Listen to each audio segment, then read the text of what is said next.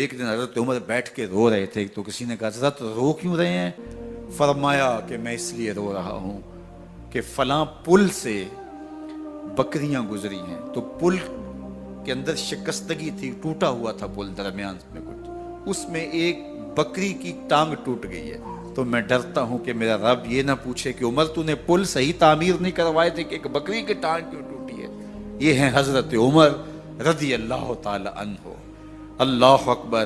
تو اللہ تعالیٰ جل شانہ نے حضرت سیدنا عمر بن خطاب رضی اللہ تعالیٰ عنہ سے جو کام لیا، مختصر دور خلافت کے اندر 10 سال 6 ماہ 4 دن آپ نے خلافت فرمائی ہے، لیکن کہاں سے چلے اور یہاں مکران تک، بلوچستان کا حصہ ہے، یہاں تک آپ کے سلطنت کی حدود وسیع ہوئی، ادھر آرمینیا تک جا پہنچے، حمص فتح کیا، قادسیہ، یرموک۔ آپ ذرا دیکھیے کہ کہاں تک آپ کی فوجوں کے گھوڑے دوڑتے رہے، اور اللہ تعالیٰ جل شانہ نے ان کو جو توانائی، عدل و انصاف کی قوت عطا فرمائی۔ اللہ اکبر۔ جب زمین پہ عدل کیا ہو تو زمین بھی حکم مانتی ہے، اور حضرت عمر وہ تھے جن کا حکم ہوائیں بھی مانتی تھی، زمین بھی مانتی تھی، جن کا حکم جو ہے وہ آگ بھی تسلیم کرتی تھی اور دریا بھی ان کا حکم مانا کرتے تھے۔ مصر کے اندر یہ رسمیں بد جاری تھی کہ سال کے بعد ایک دوشیزہ کو زیورات پہنا کے اچھے لباس میں ملبوس کر کے دریا کی بھیڑ چڑھایا جاتا، اس کی قربانی دی جاتی، اس کا خون بہتا تو دریا چلتا۔ جب مسلمانوں نے مصر فتح کیا تو گورنر نے لکھا کہ اسلام تو اس طرح کی رسوم کی اجازت نہیں دیتا، لیکن خشک سالی ہے، لوگوں کی فصلیں ویران پڑی ہے، تو حضرت کیا کیا جائے؟ تو حضرت عمر رضی اللہ تعالیٰ عنہ کاغذ کے ٹکڑے پہ لکھتے ہیں بسم اللہ الرحمن الرحیم۔ مصر کے نیل کی جانب عمر کا خط لکھتے ہیں، اے نیل اگر تو اللہ کے حکم سے چلا کرتا ہے تو چل، ورنہ ہمیں تیرے چلنے کی کوئی حاجت نہیں ہے۔ اور قاصد کو کہا یہ خط لے جاؤ اور جا کے دریائے نیل میں پھینک دو۔ قاصد جا کے خط دریائے نیل میں پھینک دیتا ہے، پانی آتا ہے، ایسا دریائے نیل چلا 14 صدیاں ہوئی ہیں آج تک کبھی بند ہی نہیں ہوا۔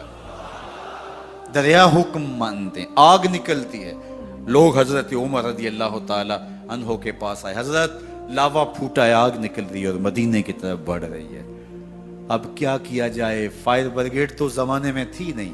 عمر نے اپنی قمیض اتاری، جس قمیض پہ 17 پیوند لگے ہوئے تھے چمڑے کے، کہا یہ قمیض لے جاؤ، جدھر آگ بڑھ رہی ہے آگے ڈھالنا، آگ پیچھے بھاگ جائے گی۔ زلزلہ آتا ہے تو زمین پہ دہرا مارتے ہیں، زمین رک جا، کیا عمر نے تیری چھاتی پہ عدل نہیں کیا ہے؟ تو یہ عمر ہیں رضی اللہ تعالی عنہ کہ جن کے انصاف کی وجہ سے، جن کے عدل کی وجہ سے اللہ تعالیٰ کی رحمات اور اس کی برکات کا نزول ہوتا تھا، اور اللہ تعالیٰ نے مسلمانوں کو وہ آبرو مند حکومت دی۔ کائنات کی تاریخ کے اندر ایسی حکومت آپ نے نہیں دیکھی ہوگی جو حضرت عمر نے حکومت کی ہے۔ اللہ اکبر۔ فرمایا فرات کے کنارے پہ ایک کتا بھی پیاسا مر گیا تو اس کا حساب بھی عمر سے ہوگا۔ باہر سے سفیر آتا ہے اور آ کے پوچھتا ہے کہ میں امیر المومنین کے، مسلمانوں کے حکمران کے محل میں جانا ہے، تو وہ مسکرا کے کہتے ہیں ہمارے امیر کا تو کوئی محل نہیں ہے۔ کہا کہاں ہے تمہارا امیر؟ کہا مسجد نبوی میں ہوگا یا بیت المال کی اونٹوں کی دیکھ بھال میں لگا ہوگا۔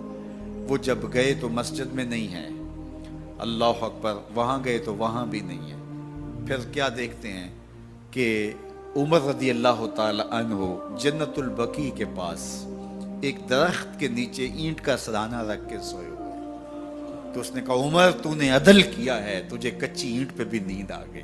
ہمارے حکمرانوں نے انصاف نہیں کیا اور وہ بند اور محفوظ کمروں کے اندر بھی سکون اور چین کی نیند نہیں سو سکتے۔ حضرت سیدنا عمر رضی اللہ تعالیٰ عنہ نے اس طرح ان امور سلطنت نبھائے۔